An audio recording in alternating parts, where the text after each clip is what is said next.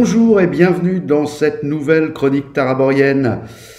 Une chronique taraborienne un peu spéciale aujourd'hui, puisque suite à ma vidéo précédente où je vous avais présenté ceci, Brumes et démons, le premier tome, j'ai reçu pas mal de questions. Alors je me suis dit, bon bah je vais attendre un petit peu de recevoir encore des questions et je vais faire une vidéo FAQ pour essayer d'y répondre brièvement. Donc voilà, c'est fait. Je pense que là j'ai eu pas mal de questions. N'hésitez pas, si vous recevez entre deux votre exemplaire et que vous avez d'autres questions, bien évidemment, je prendrai le temps de vous répondre. Ce sera peut-être pas par vidéo. Là, je fais dans la foulée une première série de questions qui sont revenues assez régulièrement. Alors, la première question qu'on m'a posée, c'est concernant le format. Parce qu'en fait, moi, j'ai parlé de fanzine, et donc les gens m'ont demandé, mais est-ce qu'il y aura que du corps à l'intérieur? Est-ce qu'il y aura d'autres choses, des articles de fond, etc. Non, donc moi j'ai employé le mot, c'est peut-être pas le bon terme, hein, de fanzine, dans la mesure où à chaque fois, vous avez un petit numéro qui quasiment se suffit à lui-même.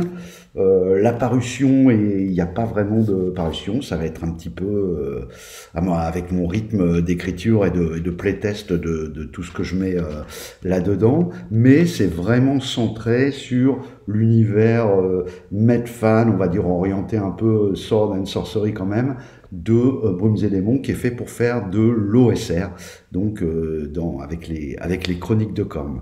Alors on m'a demandé également, dans le même ordre d'idée, si il s'agit de scénario ou de campagne. Encore une fois, j'ai peut-être pas été tout à fait clair dans la première vidéo de présentation. Donc en fait, à chaque fois dans un numéro, par exemple dans celui-ci, dans le premier, vous avez toute une partie qui s'intéresse à de la description d'univers, comme un volume d'Atlas d'un univers, voilà. Et vous avez un scénario. Ce scénario, il peut très bien être joué tout seul, comme un one-shot. Mais la suite des scénarios va constituer un méga plot, entre guillemets. Donc à terme, vous pouvez jouer les scénarios, je pense qu'il vaudrait mieux les jouer dans l'ordre quand même, et vous pouvez aussi rajouter certains de vos scénarios à vous entre deux. Enfin, c'est assez ouvert, hein. On reste sur la conception un peu OSR de la campagne. C'était avant que Wizard of the Coast et les grands éditeurs décident de faire des campagnes énormes, un peu railroadées, enfin avec vraiment des passages obligés, etc. Là, on est vraiment dans le fait que qu'est-ce qui va faire que ça fait une campagne? C'est tout simplement que les intrigues politiques du décor évoluent au fur et à mesure des numéros. Hein, vous allez avoir la situation politique qui va évoluer dans un sens ou dans un autre, selon l'interaction qu'ont pu avoir les joueurs avec. Et puis, voilà, on a ce décor qui évolue, et puis les personnages qui petit à petit prennent de la bouteille, prennent de l'épaisseur psychologique et se construisent et deviennent de plus en plus épais, entre guillemets, et solides, comme on peut en avoir dans des personnages de campagne. Donc, vous avez à chaque fois un scénario qui peut se jouer en one-shot, mais à terme, quand il y aura 4 numéros, ça vous fera une petite campagne de 4 numéros, quand il y en aura 5, etc., etc. Sachez qu'actuellement, je commence demain soir à playtester le numéro 2, enfin ce qui sera dans le numéro 2, le gros scénario du numéro 2. Voilà, puisqu'en fait, moi, dans ma campagne personnelle, ce premier numéro et le scénario, la nuit du faucon de cendre, donc, a servi de préquel à ma campagne. Voilà pour cette première question. Ensuite, j'ai une question concernant les races au niveau du setting, dans la partie donc plus Atlas. Alors moi, je suis parti du principe que ça pouvait être joué, vous alliez faire jouer avec un petit peu quel que soit l'OSR que vous choisissez, quel que soit le corpus de règles. Donc par conséquent, j'ai un petit peu éludé les classes. Moi par exemple, je fais jouer avec Old School Essential. Je prends le corpus d'Old School Essential, il y a des elfes, il y a des nains. D'ailleurs, je reste dans la formule du basique où être un elfe, c'est à la fois une race et une classe, enfin une culture et une classe. Donc voilà. Donc je vais pas développer un historique spécifique autour des elfes, etc.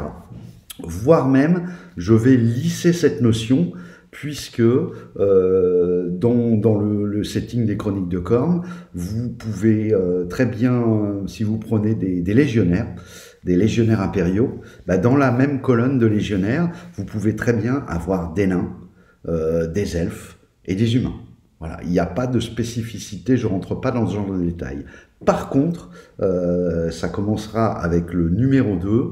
Il y a quelques races en plus que moi j'ai développées, où là, je retouche un peu, enfin, je les intègre dans le setting avec un historique, une culture qui a des incidences sur le cadre de campagne, en fait, directement. Donc voilà pour cette question-là.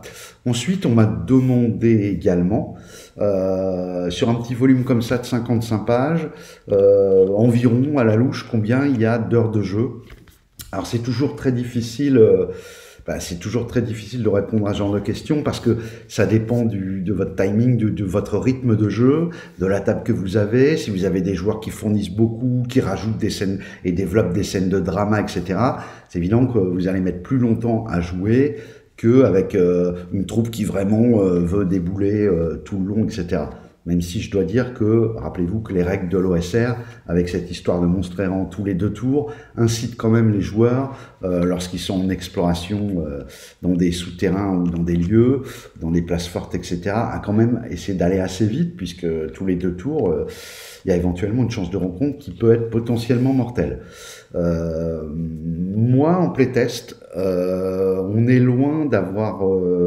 il y a eu de la mortalité, hein, je vous cache pas, et on est loin d'avoir joué tout ce qui est... toutes les salles qui sont prévues là-dedans, et on a tenu presque une petite dizaine d'heures. Donc je pense qu'en réalité, il y a plutôt une quinzaine d'heures de jeu à la table, voire potentiellement un peu plus ou un peu moins, donc selon le rythme de vos joueurs. Voilà. Ensuite, on m'a demandé comment ça se passe au niveau de la distribution. C'est simple, hein, moi c'est du homemade, donc pour l'instant, le seul créneau de distribution, c'est du print on demand sur Lulu.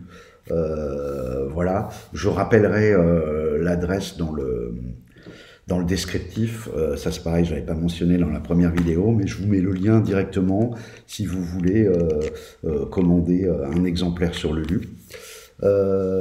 Et enfin, une dernière question qui m'a fait assez plaisir. Il y a des gens qui m'ont demandé comment on peut faire pour te filer un coup de pouce, pour que ça marche, faire connaître le truc et tout, etc. Il y a plusieurs choses à faire, hein. Première chose, déjà, vous prenez un exemplaire. Éventuellement, vous en prenez plusieurs pour des copains à vous, pour offrir ou je ne sais quoi aux caisses. Déjà, ça va bien m'aider. Ensuite, tout simplement faire jouer des amis, la table à laquelle vous jouez, proposer les scénarios. Une fois que vous l'avez fait jouer, peut-être prêter le scénario à un copain qui puisse lui aussi le faire jouer, en parler autour de vous. J'allais dire le bon vieux bouche à oreille, hein, qui fonctionne toujours bien. Les jeux qui sont joués, ça c'est beaucoup comme ça. Après, si vous avez vous-même une chaîne YouTube ou un blog, etc., n'hésitez pas. N'hésitez pas à en parler, hein. Je vous remercie par avance pour ceux qui ont envie de faire ça, c'est super. Moi, j'ai blogué quelques petits liens de ci, de là, sur le site virtuel où je fais mes parties. J'ai mis un petit lien sur le site de BBE, j'ai mis un petit lien sur Cassius No, sur ma ou deux blogs, quelques pages YouTube, quelques pages Facebook également, dans lesquelles je suis inscrit, mais bon, plus on sera nombreux à le faire, plus je pense le projet aura des chances d'émerger. Voilà, alors d'ores et déjà merci à tous ceux qui ont commandé. Et puis les autres, j'espère que cette petite série de FAQ, là, ces petites questions vont vous permettre de franchir le pas si vous étiez hésitant. Franchement, c'est quasiment du plug and play, c'est ce que j'ai essayé de mettre en avant. Et voilà quoi, si vous jouez, n'hésitez pas, vous trouverez toujours un moment pour faire jouer ceci. Je vous remercie et je vous dis à très bientôt pour une prochaine vidéo. Au revoir.